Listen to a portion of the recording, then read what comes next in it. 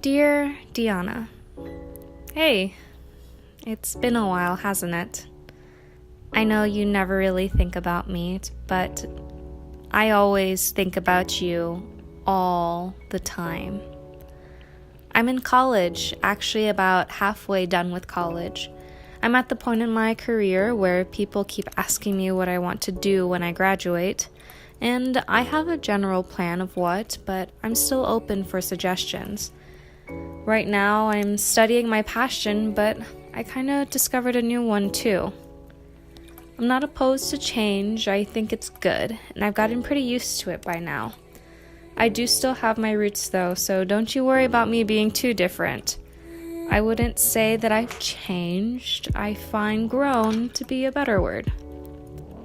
Now, I'm not gonna lie to you. Life is stressful, and it's a little overwhelming at times. I have my rainy days, but I have my support system too. The times, the moments, and the people who help me make rainy days more enjoyable. I think I've learned a lot about being adaptable, and rather than beat myself up about making mistakes, I've learned to take a deep breath and go with the flow a little bit more.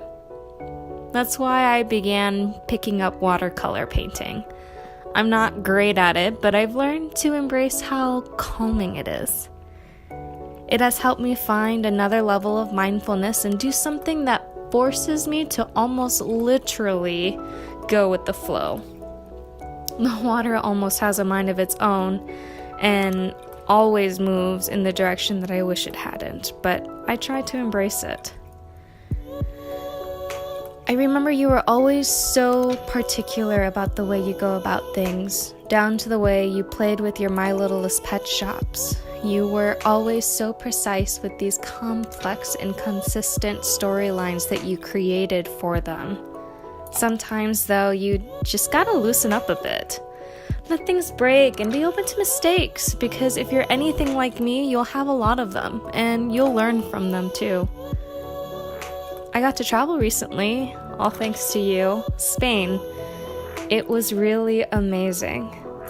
I mean, if I'm going to be completely honest with you, I was so exhausted by the end of the trip, and I was so ready to go back home by the end of it. It just happened so quickly, it feels almost like a blur. I didn't really have a chance to slow down and take it all in. I want to go again soon. At my own pace, though. I feel like when I try to see everything, I don't really have the opportunity to see anything. Does that make sense? I also went to Mexico recently. It's so much more amazing than what you remember it to be. Unlike Spain, I was able to take this trip at my own pace. Even though I was really just in one small town, I saw so much.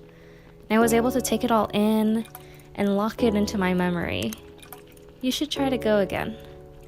There are a lot of people there who care about you, and if you don't go and see them, really see them and bond with them, just be present.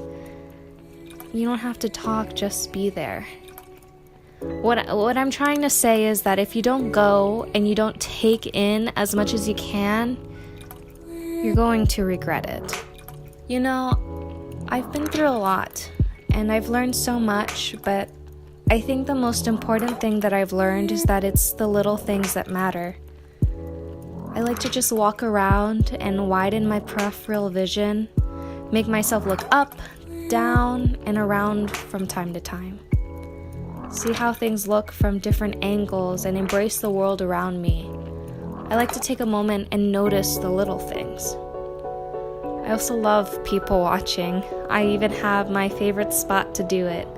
The university's cafe. There's a small group of chairs and stools and a big blue couch. I think it's meant for groups of people to sit down together in a common place, but I like to sit here alone. I come here to do work, write this letter, and people watch. I know it's weird, but I love seeing people live their lives. You can learn a lot about a given circumstance based on a person's body language. I've always been a sort of observer. I just like to take a back seat and watch the world move. It can really be eye-opening when you let it. Sometimes I can sit for hours and just watching all the different people pass on by.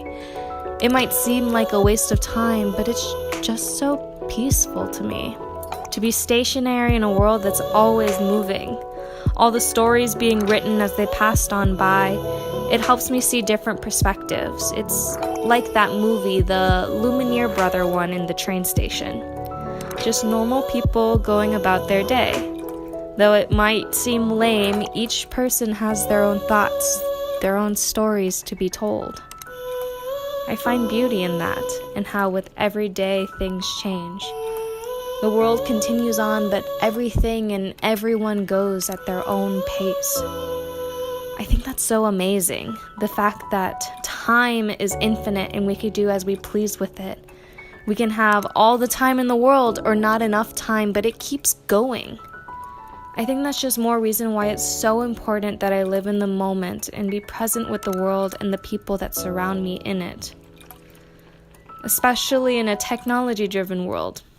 We can be so consumed in the digital vortex that we don't have the chance to see or hear the little things. I'm not going all anti-tech. I wouldn't be able to be as connected or efficient without it. Technology is a blessing and a curse. It connects and disconnects. It's a tool of productivity and procrastination. It's the ultimate paradox of humanity.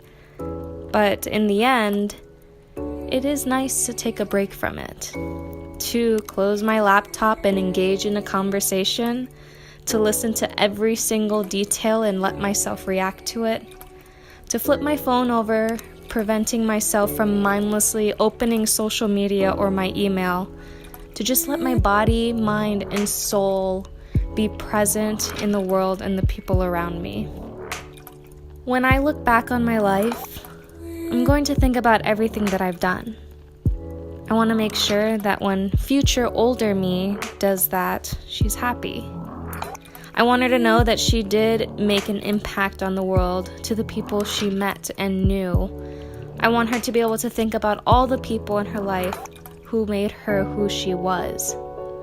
The people she could count on, the people who lifted her up, the people she loved and the people she lost. The people who stood by her side, the people she looked up to, the people who loved her, the people who made her laugh, and the people who cared about her, the people who encouraged her, the people she took care of, the people who challenged her, the people who helped her, the people she had strong relationships with, and the people who just smiled, the people who supported her, and the people she spent long nights with, the people who shaped her, the people who inspired her, and the people who meant something.